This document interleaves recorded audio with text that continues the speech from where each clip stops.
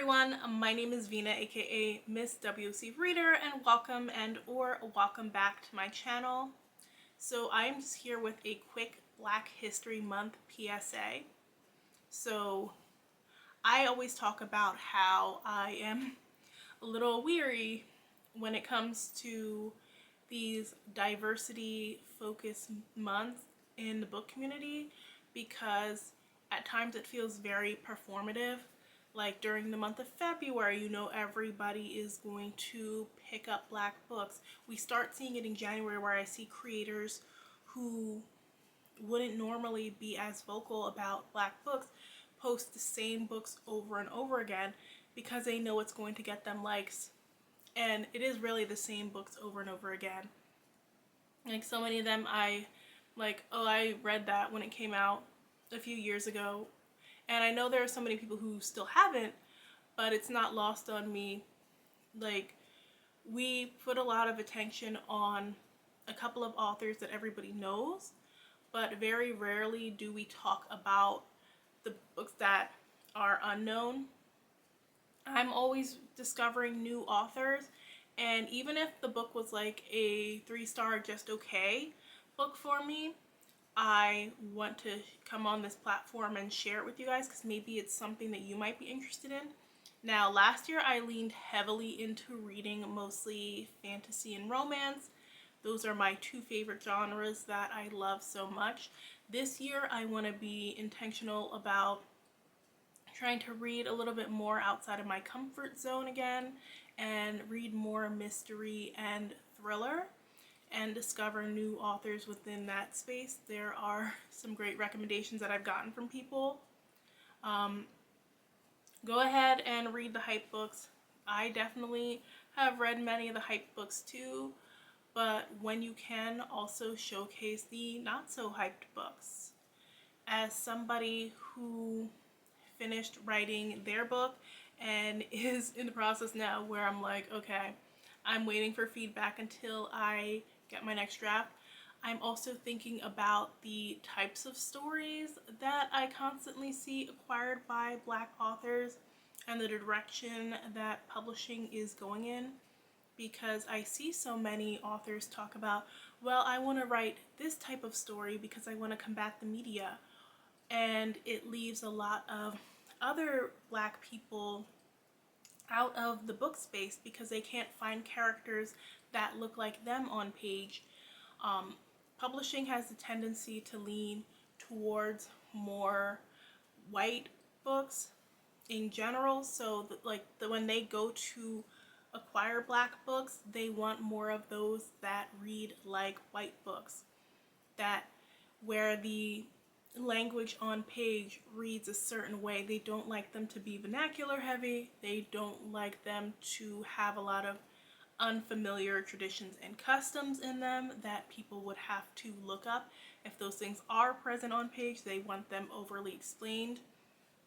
And like, that was a big thing for me when I was reading a lot of books in like 2020 and 2022.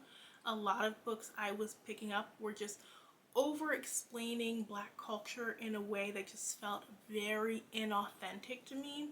So I started to look even harder for the books that I felt like were catering to a Black audience, because I attended a virtual workshop from a major publisher like 2 years ago, and some of the advice they were giving us, and these were like Black people who worked for the publishers giving us this advice. They were telling us to write for that white divorcee in the Midwest. Don't just center our books towards a Black audience.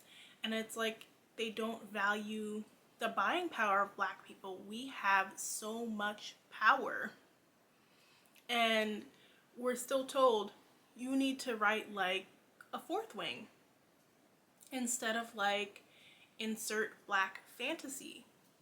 So I encourage people as well, when you're getting into a Black book that maybe has themes that are unfamiliar to you, to not completely outright trash it. If it's not for you, it's not for you. you don't have to be extra harsh about it. Definitely give your honest opinion. I always value honest opinions, and I tell people to give your honest opinion when it comes to books, but there's a way to give your honest opinion without being cruel. And I do kind of side eye the way that I see a lot of Black kid lit in particular talked about. There are a lot of white librarians and educators who go into these books to say that they read a diverse book, and they like rip these things apart. They nitpick at the like the tiny teeniest little things, and it's frustrating as somebody who is trying to promote some of these stories. I buy so many of these books. I asked the publisher specifically to send me so many of these books because not only do that I give these books to the kids in my family, but I also want to be able to share them with you guys so you guys can give them to the kids in your family. I think we also need to talk about what you do to support these communities offline, because that conversation rarely comes up. I'm not saying you have to say anything about where you live, but try supporting Black owned businesses outside of books. I buy from a lot of Black owned makeup and skincare companies. I support Black owned restaurants when I can. And I try to go to various community events throughout the year. Last February, I was able to go to the African American Children's Book Fair, and that was a great experience. I got to meet so many really cool authors within Kidlit, including one of my faves, Elizabeth Acevedo, and I had a great time with my friend there.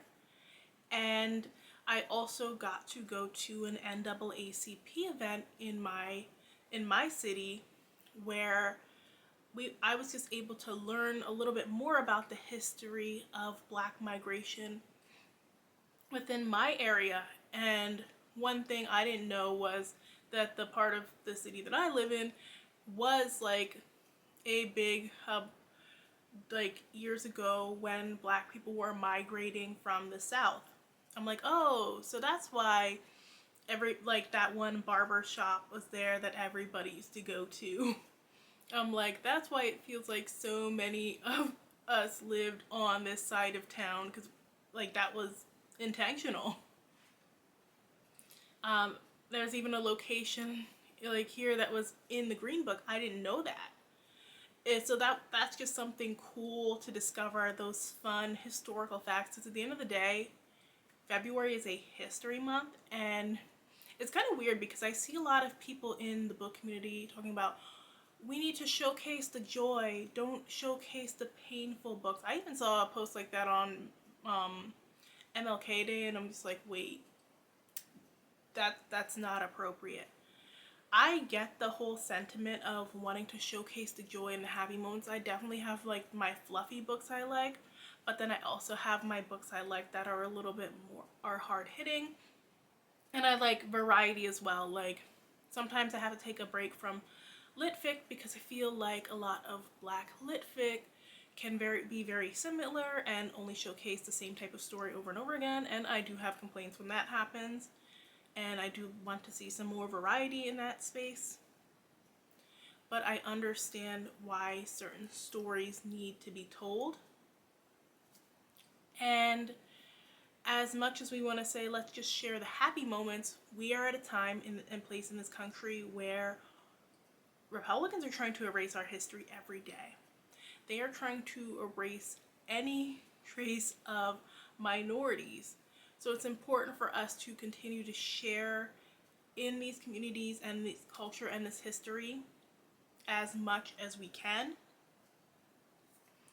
And I'm hoping that this year more than ever in the book community, when people are picking their TBRs, that they're being intentional. They're not just picking the most visible popular books, and that they're carrying some of those books into the next month.